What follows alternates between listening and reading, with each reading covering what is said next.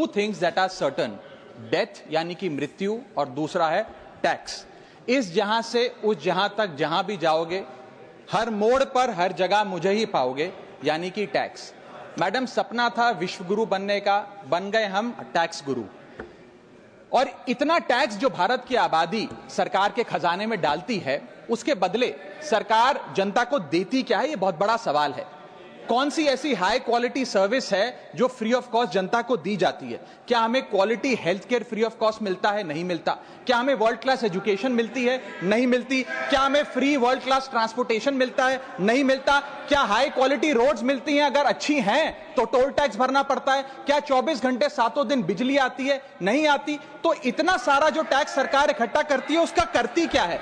इसीलिए मैं कहना चाहता हूं दैट वी इन इंडिया पे taxes like in developed countries to get services like in sub-Saharan countries. Madam, from the moment a child is born to the very moment his family mourns his death, the government is there at every step, not to help you, but to tax you. और आइए एक रोमांचक यात्रा पे चलते हैं। माननीय वित्त मंत्री जी हर बार मेरे सवालों का जवाब देते हुए मुझ पर तंज कसती हैं और कहती हैं कि शायद ये चार्टर्ड अकाउंटेंट नहीं है, इनकी डिग्री असली नहीं है, तमाम तरीके की बातें मेरे बारे में कहती हैं, निजी हमले करती हैं। मैं उनका बहुत सम्मान करता हूं, मेरे मन में उनके प्रति बहुत आदर है, ओहदे में, हैसियत में, उम्र में, अनुभव में बहुत बड़ी है मुझसे। लेकिन आज मैं इस सीए की डिग्री को किनारे करके सरल भाषा में आम आदमी की तरह इस देश के आम आदमी का दर्द आपके सामने रखना चाहता हूं कि कैसे हमारे जन्म होने से लेकर हमारे मरने तक टैक्स पे टैक्स सरकार हमसे वसूलती है। मैं आपके सामने जीवन के 8 चरण, 8 स्टेजेस ऑफ लाइफ रखना चाहता हूं। फर्स्ट स्टेज ऑफ लाइफ, जब इंसान पैदा होता है, that is the birth stage. बच्चे के पैदा होने से पहले, उसकी आंखें खुलने से पहले जो उसको वैक्सीन लगती है, उस पर 5% जीएसटी लगता है। जिस अस्पताल में बच्चा पैदा होता है, उस हॉस्पिटल के कमरे के चार्जेस पर अगर 5,000 रुपए से ज्यादा का कमरा हो तो 5% जीएसटी लगता है। बेबी केयर के आइटम्स पे 5% जीएसटी लगता है। और अगर उसके माता पिता बच्चे के पैदा होने पर मिठाई बांटे तो मिठाई पर 5% और चॉकलेट पर 18%, 28% जीएसटी लगता है। दूसरा चरण जीवन का इन्फेंसी और चाइल्डहुड, यानी कि बचपन।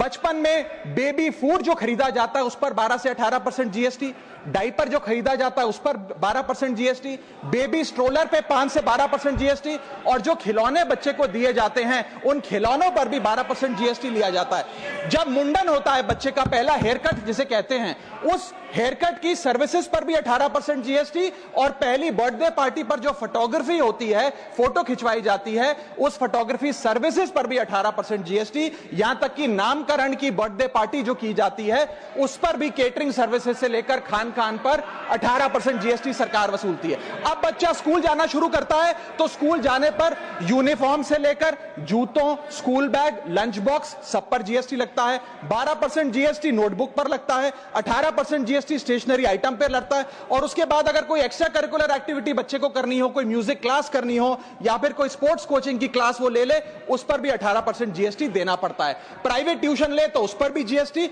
और पहली साइकिल जो बच्चा खरीदता है उस पर भी 12% जीएसटी देना पड़ता है। तीसरी अवस्था जीवन की, टीनेज ईयर्स, ये वो काल होता है जो सबसे मस्त मौला टाइम होता है जीवन का, बेहतरीन बेफिक्री का। इसमें बच्चा, यंग जवान लड़का लड़की अपना पहला स्मार्टफोन खरीदते हैं। उस स्मार्टफोन पर जीएसटी लगता है, अगर महंगा हो, विदेशी हो तो इंपोर्ट ड्यूटी भी लगती है।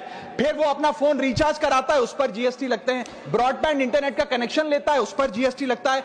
नेटफ्लिक्स, स्पॉटिफाई या वीडियो गेम की सब्सक्रिप्शन लेता है, उस पर भी जीएसटी देना पड़ता है। और अगर अपने दोस्तों के साथ पिक्चर देखने बाहर जाए तो पिक्चर की टिकट पर जीएसटी, एंटरटेनमेंट टैक्स और पॉपकॉर्न पर भी जीएसटी अब लगने लग गया है। तो तमाम तरीके के सॉल्टेड कैरेमल पॉपकॉर्न पर भी सरकार आपसे जीएसटी वसूलती है।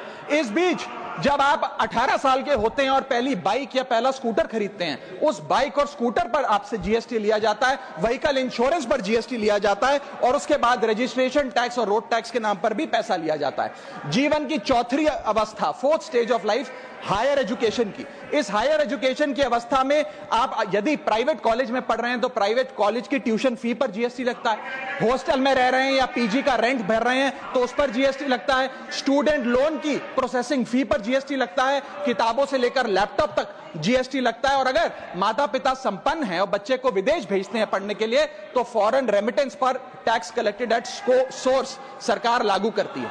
अब आते हैं 5वीं अवस्था पे, जब वो अपना करियर शुरू करता है। ये वो एज है जिसे मैं golden age of direct taxes कहूंगा। अब ये डायरेक्ट टैक्स के जंजाल में आदमी फंस जाता है इस उम्र में, जब उसकी पहली नौकरी लगती है।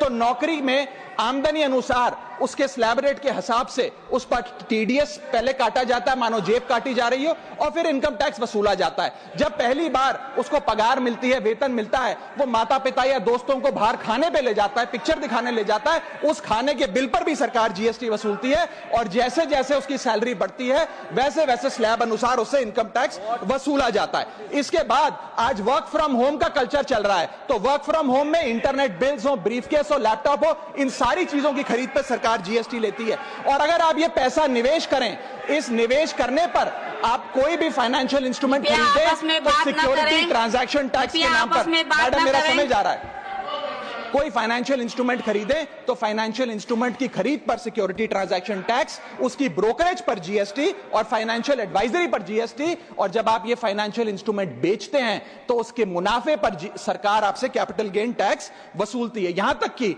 हेल्थ इंश्योरेंस और लाइफ इंश्योरेंस प्रीमियम्स पर भी सरकार आपसे जीएसटी लेती है। इसी सरकार के मंत्री माननीय गडकरी जी भी सरकार से यही गुजारिश कर रहे हैं कि इंश्योरेंस प्रीमियम पे कम से कम जीएसटी हटा दिया जाए। इसके बाद इंसान अपने जीवन की छठी अवस्था में आता है, यानी कि मिडिल एज। इसमें उसकी आमदनी भी पीक पर होती है और उसका टैक्सेशन भी पीक पर होता है, अप्रेजल होता है, प्रमोशन होता है, बोनस मिलता है, और हाई टैक्स स्लैब के चलते वो अपनी कमाई का एक अधिकांश हिस्सा इनकम टैक्स में सरकार को जमा कराता है। इस दौर में इंसान गाड़ी खरीदता है, घर बनाता है। जब गाड़ी खरीदता है तो जीएसटी देता है, रोड टैक्स भरता है, व्हीकल इंश्योरेंस पर जीएसटी भरता है, और जब गाड़ी लेकर शोरूम से निकलता है तो पेट्रोल डीजल पर वैट, सेस और एक्साइज ड्यूटी के नाम पर पैसा भरता है। जब सड़क पर गाड़ी चलाता है तो टोल टैक्स भरता है। फिर वो अपना घर भी खरीदता है, जमीन खरीदता है। जब जमीन खरीदता है तो स्टैंप ड्यूटी फीस सरकार को देता है। जब कंस्ट्रक्शन मटेरियल खरीदता है घर बनाने के लिए तो कंस्ट्रक्शन मटेरियल पे, चाहे वो सीमेंट हो, मार्बल हो, स्टील हो, उस पर जीएसटी देता है। उसके बाद जब कंस्ट्रक्शन सर्विसेज लेता है किसी बिल्डर से, ठेकेदार से, कॉन्ट्रैक्टर से, तो उस कंस्ट्रक्शन सेवाओं पर भी जीएसटी सरकार आपसे वसूलती है। और जब घर बन जाए तो एनुअल प्रॉपर्टी टैक्स और हाउस टैक्स के नाम पे आपसे पैसा लिया जाता है। और जब आपको पैसे की आवश्यकता पड़े और आप ये घर बेच दें तो कैपिटल गेन्स पर भी सरकार आपसे उस मुनाफे पे टैक्स वसूलती है। और इस बीच शादी तो रह ही गई, फिर इंसान शादी करता है, इस बीच तो बैंक्वेट हॉल बुक करता है, उस बैंक्वेट हॉल की बुकिंग पे टैक्स भरता है। शामियाना, खाना, केटरिंग सर्विसेज लेता है, उस पर जीएसटी भरता है। ज्वेलरी खरीदता है, उस पर जीएसटी भरता है।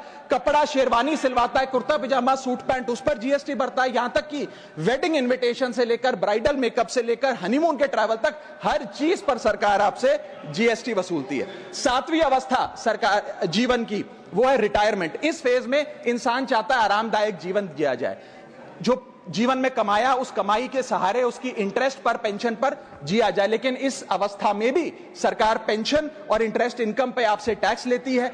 बूढ़ा हो जाता है, दवाई इलाज की जरूरत पड़ती है तो हेल्थ केयर बिल पर, दवाइयों पर आपसे जीएसटी लिया जाता है। लाइफ इंश्योरेंस और हेल्थ इंश्योरेंस प्रीमियम पर तो जीएसटी लेती है। और इस दौर में वो अपनी वसीयत लिखता है, फैमिली विल। उस फैमिली विल पर जो लीगल फीस देता है, उस लीगल फीस पर भी उसे जीएसटी देना पड़ता है और स्टैंप ड्यूटी देनी पड़ती है। और आठवीं जीवन की अवस्था, यानी कि जीवन की समाप्ति, जब उसका स्वर्गवास हो जाता है, उसके जीवन का अंत हो जाता है, यहां भी सरकारें उसका साथ नहीं छोड़ती। यहां पर भी सरकारें उस पर टैक्स लगाती हैं। जब कोई इंसान मरता है तो उसके अंतिम संस्कार में देसी घी, चंदन वुड, नारियल, इत्तर जैसा सामान इस्तेमाल होता है, उस पर भी जीएसटी लगता है। और जब उसके मरने के उपरांत अखबार में ऑबिचरी की इश्तेहार छपाया जाता है, उस पब्लिकेशन ऑफ ऑबिचरी न्यूज़पेपर पर भी 5% सरकार जीएसटी लेती है। और मरने के बाद जब प्रॉपर्टी उसके बच्चों को या परिवार वालों को दी जाती है, उस म्यूटेशन पर भी सरकार आपसे ड्यूटी सेस लेती है।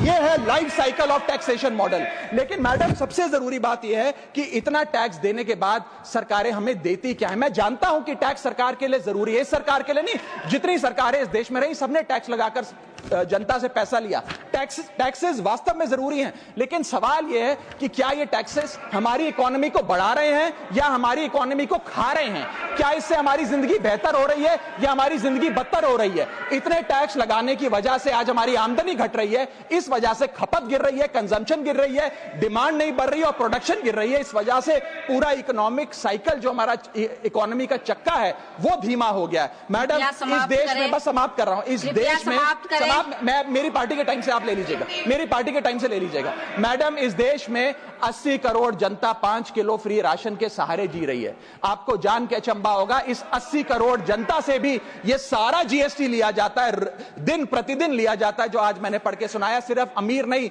गरीब से गरीब आदमी भी जीएसटी देता है। और अंत में मैं बस इतना ही कहना चाहूंगा कि क्योंकि इतना टैक्स लगा लगाकर सरकारें जनता का खून चूसती हैं, उस वजह से आज एफएमसीजी की सेल्स घट रही हैं, एफएमसीजी के स्टॉक गिर रहे हैं, कंजम्पशन डाउन हो रही है, नई गाड़ियों की सेल श्रिंक कर रही है, तमाम तरीके की जितनी भी न्यू परचेजेस होती हैं उसमें मंदी देखी जा रही है। सरकार को जीएसटी कम करना चाहिए, कम करेंगे तो जनता की जेब में पैसा आएगा तो मांग बढ़ेगी, खपत बढ़ेगी और इकोनॉमी का चक्का चलेगा। आपका समय